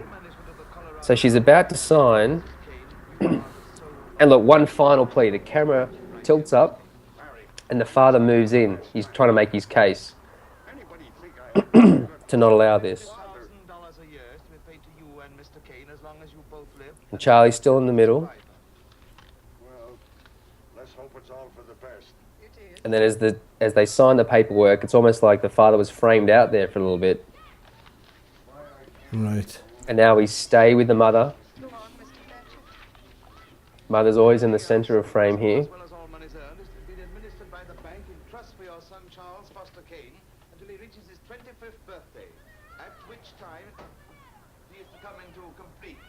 See, the mother's always driving this scene. She's always the one that has the control and is making the decision. So she's always generally the center of frame, or has the most prominence. Whereas the father's in the background. Like, he's submissive. He's just following her around like a dog. She's leading everything. And so this is, the director's going, well, the mother here is the one that's making the decisions, is driving the scene, so let's focus on her. And so you look how far away the father is still. He's still over there. How do you do, Charles? He comes from the east. Hello, Charlie. And again, Charlie's still in the middle. He's caught in between them. Mr. Thatcher's going to take you on a trip with him tonight. We'll be leaving on number 10. That's the train with all the lights on. I'll pause it there. Okay, that was fascinating. So you see, it just, where you position the actors, when you tell them to get up and move and when to walk, you're creating meaning, and you've really got to understand, I guess, who's driving the scene, who's involved in the scene. So see how the father was always in the background or to the side. He's almost like an afterthought. Right. And the mother was always the one that was in control. She was seated, calm, and the child in the middle. And the kid's always in the middle, like, metaphorically and literally. So that to me blew me away right there. The scene and your breakdown of it. Here's a couple questions I have for you. You have a concept. Let's say a person is writing a concept, you put it down on paper, just got the gist of it. Maybe he goes deeper and starts to actually put it down to a written script. At some point, he has to now get into this part, this decision-making part of, okay, I know what the scene is, I know who's saying what, and etc. But now it's like, where do I place them? Where do I place them? How do they move? When do they get up? Should this one be sitting? Should this one be standing? All that stuff. That's right. At what stage are you doing that, you personally? Right after you wrote the script? Oh, no, probably just during rehearsals. Oh, wow. during your pre-production, if Oh, you my have goodness. rehearsals with your actors. Uh-huh. I think It's kind of at the moment. Rehearsals are good because, like if you can get some rehearsal time before production, you can iron out a lot of these kinks and you can get all these things done. But sometimes you might turn up on set and like if you're doing TV, you might not even get the luxury of that. So you might have to turn up and go, right, we're going to block this thing. Wow. Wow. But generally, I like to do a lot of that after I've written it, and then during pre-production as we're doing some rehearsals with the actors, and that's where we can experiment and try things, you know. Right. So that when you do turn up on set on the day, you've got a team effort, and everyone knows. You obviously you're still got to iron it out because you're then physically on location. You've got lighting cues, camera cues to consider. So you've got to try and meld all those together. Is it safe to say that 75% of those decisions are kind of made already automatically because of the script, and now it's just kind of really finessing it? I'd agree. Yeah, I don't know. I don't know if I'm not that's sure of the any percentage, but- directors off the top. I don't know of any directors off the top of my head who just turn up and just go, "Oh yeah, this is what we'll do," and shoot. I'm sure there are. Yeah. But for me, I just know for me, and if I'm the more prepared I am, the more relaxed and trusting the actors will be. So therefore, the better the shoot will be. Right. So I find during pre-production and the rehearsal period is a good opportunity to try and, massage these kinks and work out how that's going to be. And this is where you like to collaborate to get some ideas. Yeah, and input from definitely, everybody. because if maybe if Well said to the actress, "Oh, I think you should be standing in this scene," and she's like, "Well, actually, I think I should really be in control and sitting down and being really still." If you've got those two opposing thoughts, well, then you need to come to a conclusion. You need to really ensure that you're on the same page. Yeah, well, that's okay. I love that one. That one really showed me how Really great scene. Yeah, and Yeah. just more for me. What it was is that okay, you have a scene, you know what the story is, but now all these minor decisions are really gonna just put it all together and sell it. Yeah. But again, someone else might read that scene and they might get a completely different interpretation. So Can't be. That was dead on. That was- Well, this is a fun one. Again, I thought I'd try and choose some scenes that are just talking. And this is Charlie Wilson's War by Mike Nichols. And here's the late, great Philip Seymour Hoffman. And I just thought, because office scenes are always in films, but I thought this one I just loved. I really enjoy this film. I know it was difficult for you to come in here. But notice, I've just started the scene, so notice how Philip Seymour Hoffman's character is, excuse me, pacing a lot. He's standing, he's trying to give a dominance. So why don't you just apologize? Whereas the other character, what's his name? I've forgotten his name. He's seated behind his desk. He's using his desk as a prop of authority. He's trying to remain cool. He's smoking. Apologize to me. According to whom? Claire George. You told me to go fuck myself. I'm supposed to apologize to you? Also, water goes over a dam and under a bridge, you poncy schoolboy. Clearly there's been a miscommunication between Claire George and somebody. Excuse me. Yes, Does this look all right? it's fine. I Thank can you. sand it down a little. Yeah, this is a nice little establisher about the window. To fix the glass that you broke the last time you were here. Could you excuse us for a second? So there's a little establisher that he's already broken a window. Break my window. I'm supposed to. I think also, from memory, this is his character introduction, if I remember this film correctly. But see, notice how the boss immediately retreats back behind his desk. Not by me. Right. He could have stood next to Philip Seymour Hoffman, but the thing is, he's saying that this boss, this manager, is using the desk as a Throne. it's a divide between him. It's also establishing authority. But obviously, with Hoffman's performance and his anger in this scene, he wants to assert himself and yell. Excuse me. For Helsinki, I need someone with diplomatic skills. You don't have them. Is that right? It's a lot of clean shots here too. There's a divide between them. Yes, sure you do, Cravely. Look, Yeah, you're fucking Roger's fiance, and you know I know. I'm not even going to dignify that with a response. Yeah, you're dignifying it in the ass at the Jefferson Hotel, room 1210. But let me ask you, the 3,000 agents Turner fired, was that because they lacked diplomatic skills as well? You're referring to Admiral Stansfield Turner? Yeah, the 3,000 agents, each and every goddamn one of them first or second generation Americans. Was that because they lacked the proper diplomatic skills? Or did Turner not think it was a good idea to have spies who could speak the same language as the people they're fucking spying on? Well, I'm sorry, but you can hardly blame the director for questioning the loyalty to America of people that are just barely Americans in the first place. Yeah, well, I'd like to take a moment to review the several ways in which you're a douchebag. Get the fuck out of my office! Yes, sir. And then finally he stands behind his desk. Yeah, I'm gonna need you for a second. God damn it! My loyalty? For 24 years, There's a few wide shots here to establish the little bit of comedy. That's because my dad was a Greek soda pop maker, or do you think that's because I'm an American spy? That's a nice long shot of the boss there. Child. See how sort of isolated he was. He almost looked small behind that desk then. As though he's a self-authority. Oh man, good old Hoffman. So yeah, like. So you mentioned about I forgot the language you used about the bit of comedy in there. Could you say that again and explain it? What was it? What did you mean by it? There was a bit of comedy. There's some great. Notice generally it's kind of mid shots. I'm just scrolling through it. Yeah, there's generally mid shots and long shots in this scene. Right. There aren't any tight close-ups. Okay. So it kind of allows, because of Hoffman's, he's got a little bit of extra weight there, so he throws it around a bit, and Mike Nichols is he's from a comedy background actually as well. I mean, does both. He does comedy and drama. Well, he did, I should say. But I find that there's some obviously there's some classic dialogue in there, but I think by giving the scene a bit of breadth in the wider shots and longer shots, it just makes it funnier. So when he decides to smash the window again, that's actually quite a I think I get it now. Because in other words, when you go into the tighter, like you were saying before, that lends itself more to drama and all that. Correct. Yeah. So when I think we go into some tight shots, obviously when he tells him that he realizes that he's having an affair, we move into an immediate close-up of the boss going, yeah. Oh, you know that.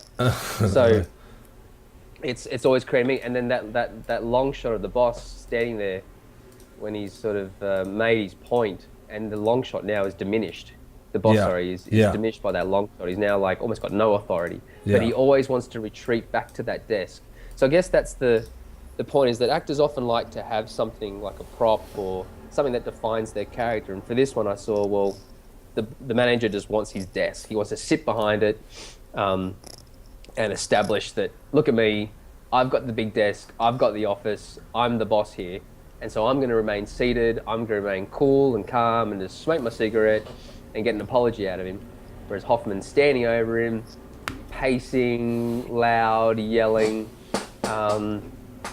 It's just another simple scene, but it's just a nice one to show how the characters move in the frame, and the fact that even the boss doesn't even move didn't bother me at all, because he was trying to establish authority. His authority, yeah, by I love simply and being cool and calm, going, well, I'm not going to entertain your theatrics.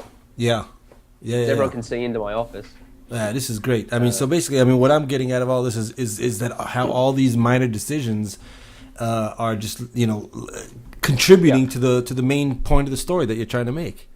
And again, when you're watching it, you're probably not even realizing it. Yeah, you're just engorged. Sure. Hopefully, you're engorged in the great story and the great performances. Right. But when you break it down, you can start to see. Well, I like to break it down and discover some meaning. Yeah. Okay, so lastly, I thought I'd just quickly look at I call them trick shots.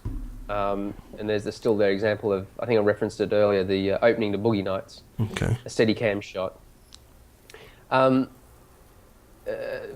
Trick shots are generally just that. It's basically the director and the DOP are getting together and going, I want to make a statement. I want to show how complicated this was and put everyone on their toes. You're also, I guess, it's a great way, often they're obviously associated with long takes. And, by establishing a long take, you're showing the world, so there's often lots of pans and movement in the frame. So let's check out an example. The first one here is by Orson Welles, A Touch of Evil. And this is a 3-minute shot. It starts on a nice tight of a bomb. Looks like with a 5-minute counter.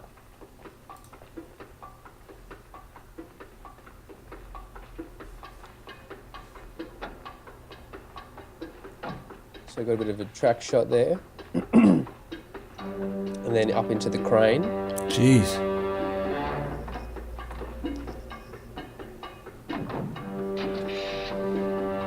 So this is the opening shot of the film. So we know that there's a bomb, and a bomb's been put in the back of that car. So now the tension is already established. It's when's the bomb going to go off?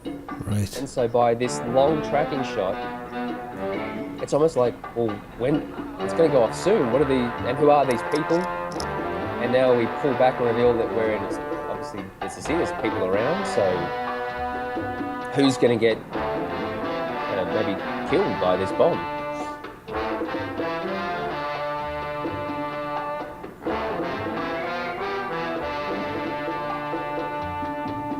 So by using a shot like this, it's really wide, so you're establishing the scene, the location, there's cars are established.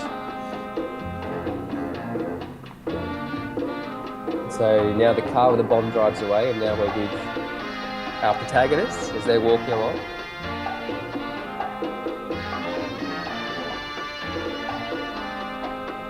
Now they're back at the car again, another near miss. So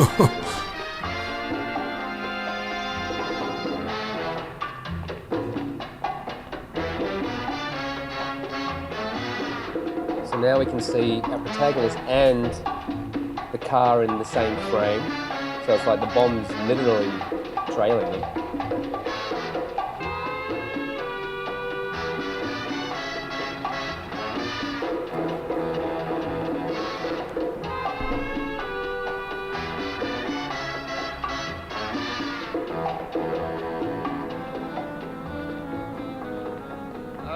You folks are American citizens? I am. Okay, so now they're all together. Mrs.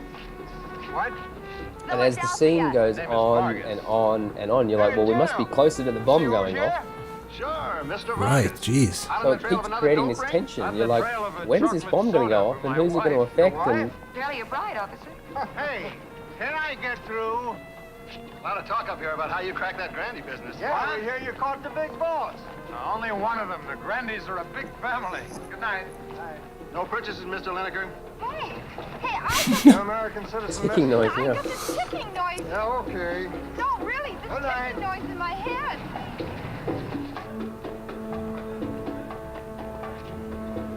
Mike, do you realize this is the very first time we've been together in my country? Do you realize I there we go. haven't kissed you? Oh. There's finally the cut. So now with these types of trick shots, you can easily argue, well, you know, it's the director showing off, and yeah, that's true. They are showing off, but I mean, for me, that's just like tension. Yeah. You immediately from the opening frame, you know that there's a bomb, and then it's just the waiting game. When's it going to go off? And you're waiting and you're waiting, and you look at the near misses, and that's why it works so well. It's just one long shot. So yeah, it's technically great. So is it that the one long shot kind of coincides with this one long wait of tension of when will this bomb go off? Exactly. Yeah, that's the way I read it. Yeah. Yeah. So it works. In other words, that's the why, because you were saying before when to use it. So here, there's the when to use it. Now this example from Children of Men, I'm not going to say anything. I'm just going to sit back and watch this one because this is incredible scene. This is just technical. We're close. Anyone know if there's a hotel around here? What? Julian promised me a little bit of action. You feel like it in the afternoon? So what'd you do? Rob a train? Blow up a building? Leave the girl alone. You told me he was suave. One kid's a drunk. He's suave. Should have seen him in the old days when he was a real activist. You were the activist. I just wanted to get laid. One time, the police came to throw us Actually, I out of our will talk. squad. I mean, and Yeah, Theo please. think went about for coffee to negotiate, when, only- like, we're in the confines of a car, but just watch how the camera moves. Pushing in, that's crazy. Is it? But like we're physically in the car. Yeah. So when you think about it, it's like, oh, this is a nice little. See how she's eating an orange? Right. That's a motive. That's a direct nod to The Godfather. Ha. In the Godfather, when Marlon Brando grabs an orange, that's when he gets shot. Mm. So if you ever see oranges in a film, it means something's going to happen. That's a little film in joke. Wow, Just look keep at an eye the out for oranges. Whenever you watch a film, if someone starts peeling an orange or eating an orange, it's going to go down. Expect Al Pacino to pop up. Yeah. Yeah. But the camera movement in See, I the don't know- car. Yeah, the camera movement. Now, see, actually, I don't know how they did the ping pong thing. Who knows? Maybe that's CG. I don't know. But that's pretty incredible. Yeah. But see how the camera's moving and it's panning. It's crazy. And you're like, how is it physically doing this? But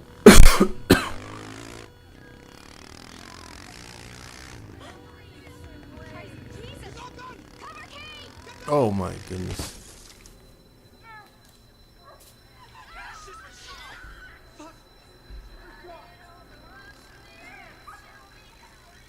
yeah, the camera's just done a full 360. Yeah, a couple times already.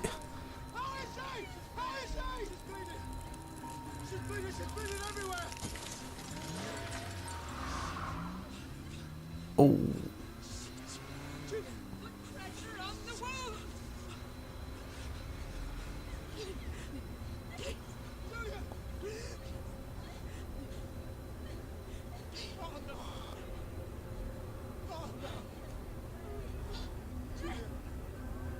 Jesus Christ!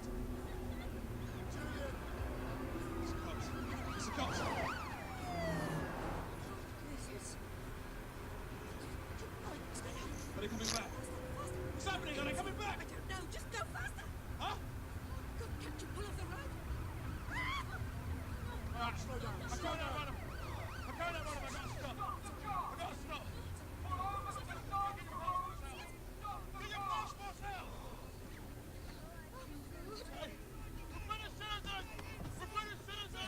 Hey, we're British citizens. We're British citizens. British citizens. Hands on the steering. Calm down. Tell me what's happened. Calm down. Okay, just wait. I'm gonna call for assistance. What are you doing? Why did you do that? Get in the fucking car! See, I guess the question to ask here, Viv, is while I stopped talking, did you even think about how they were doing this, or were you just engorged in the scene? Well, I mean, I'm guilty just because that's how we started to look at it. But yeah, but the truth is, I lost the sense of thinking about how they were doing it. It just was what was in it. Yeah, I was totally in the scene. Now we're physically out. See, now we're physically out of the car. This is insane. This is insane. I'm positive that there's a breakdown online somewhere of the making of that, and from memory, the seats actually move. Like the seats move forward. They're like on a remote control. Oh my God. The camera's all on a remote control. So totally a and trick shot, like it's you said. Totally choreographed. Like people are moving and moving backwards and forwards, and cameras are panning, and Yeah. it's phenomenal. Now, why did Chiron use that for this scene? I don't know, but it looks great. Well, I mean, there's definitely. I'm sure you would give us an answer on what it achieves. Well, yeah. I mean, how amazing was it? Like, it just blew. It blows you away. Every time I see that, Yeah. it blows me away. And look, there's Julianne Moore's covered in blood, so Right. that's got to be timed right and hidden. And how do you Right. pull off that shot? And the others are covered in blood. Like, it's logistically a nightmare to would have done that shot, but. Right. It's so effective. The tension, having something in one long shot, first of all, it makes it real. Right. It's right. not, you think about something like Battleship Potemkin where the baby falls down the stairs and it's edited and edited and edited, and I think that scene lasts like 7 minutes or something. how long can a pram actually fall down a flight of stairs? But you suspend time by editing. Whereas when you keep something as a really long take, you are confined to time. Like that's it. That's real time. Yeah. So I love it. The action was short and fast, which is how maybe it would have been if you did get away. But just highly effective. Like I don't know what effect it had on you, but I'm just like wow, in awe. I can't imagine any other way to get that result. Meaning, to me, what was the result? The result is that I lived it with them. I was in that car. Yeah, right. But the problem is that normally when you're in the car, you're seeing one angle, and he obviously wanted us to show us everything all around. Yeah. And therefore, that's the justification for this madness that they probably had to go through to execute it. Yeah, but I mean, and you can also argue, well, they're showing off, and yes, they are showing off. But what a way to show off. I mean, if you could sit down and with your team, pull that shot off, yeah, and it makes the final cut of your film, like wow, you're making a statement. You're going, this is what I wanted. Like that's a bold statement by a director. He could have just shot it normally, singles and some wides, and edited the crap out of it. But he didn't. He wanted to do this all in one take, and yeah. And then for me, whenever someone says, "Oh, have you seen Children of Men?" they usually go, "Oh yeah, how about that scene in the car?" Right. Because we all know, even as audience members, we know the limitations of filmmaking. Yeah. We know that generally someone's got to be operating or something, but when the camera actually comes physically out of the car and follows Clive Owen out, that's what I went, hang on a minute, how are they every time I watch it, you go, how are they doing this? Yeah. And so I think that's also part of the mystery of cinema as well, is that if you can pull something off like that, then I think that's pretty cool. Unbelievable. Great example. So I thought those two, like, you might see more trick shots. I mean, obviously they're technically hard to do, and you've got to really, really pay it off if you're going to do it. But if you do it right, wow, can it have an impact on your story and your filmmaking experience, or your experience for your audience? Yeah, love it. So that's basically it. In summary, there, I go by my little motto is to dream big and work hard. I figure that whenever you're directing, always shoot for the stars, and if you do that, you'll land on the moon. So, dream big and just work hard, and you'll improve, and hopefully make great stuff. But I guess in summary, I'll just end by saying, when you're directing a scene, always be really considered in pre-production. Really think about your scenes and what you want to say, and work with your actors and your team to get the best possible result. Awesome. Matthew, that was ridiculous. A lot of information there, a lot to take in. Is. Sorry, I've gone a little bit over. No, there's no such thing as going over here at the Cine Summit. Every piece of information is just one more that helps us get better. So we love it. I mean, I think our marathon ones are the ones that are most appreciated. So we really thank you for coming on and bringing that in. And I got to say, I love this last point here, dream big and work hard, not to mention the best example I think you could possibly put in an image that Mad Max. I saw that just last week. Unbelievable. I mean, you know how long he was working on that before he, right? Oh, yeah. So that's the work hard part. I think it was, 10, 15 years in the making? Oh, yeah. At least. And even in, I think he was in pre-production in like 2009, and they were going to film that in Broken Hill, which is in the middle of Australia, but they actually had this, normally it's always desert, but they had this strange rain spell and everything went green. So they went, oh, well, we can't film here. Yeah. So production shut down and they had to move it to Africa, and that's a filmmaking marvel, that film. Yeah.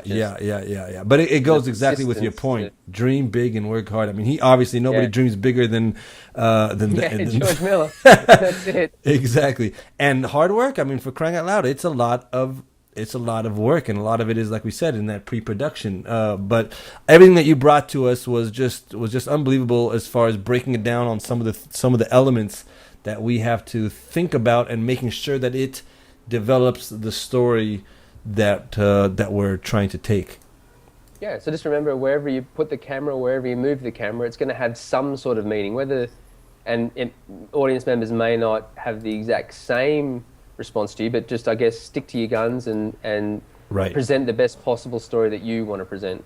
Love it, love it. And then we have, just to kind of quickly recap, I love the concept of character introduction and using that as opposed to just whatever it is and put it on the screen.